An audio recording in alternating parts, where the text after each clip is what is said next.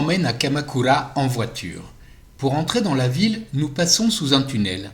Yukiko semble nerveuse, ralentissant tandis que ses mains se crispent sur le volant.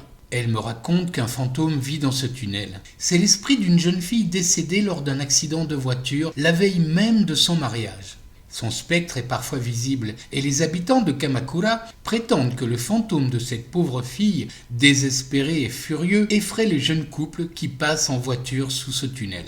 À peine sorti du tunnel, Yukiko me demande si j'ai déjà vu des fantômes. Des fantômes? Je ne sais pas. Des phénomènes inexplicables? Oui, comme par exemple lors de la soirée du comédien Shimura dans une grande villa de Tokyo. La nuit est chaude, la pleine lune illumine le ciel. Dans le jardin, il y a beaucoup de jeunes filles en kimono d'été. L'une d'entre elles est particulièrement belle. Toutefois, quelque chose m'intrigue, car il me semble qu'une queue de renard en poil roux dépasse de la fente à l'arrière de son kimono.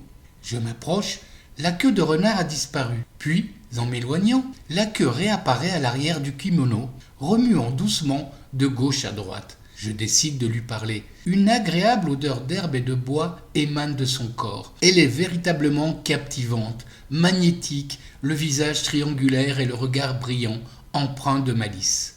Nous échangeons quelques mots. Puis, sans préavis, elle s'éloigne et disparaît définitivement de la soirée. Difficile à croire, mais dans mes souvenirs, ses oreilles semblaient pointues et ses canines acérées.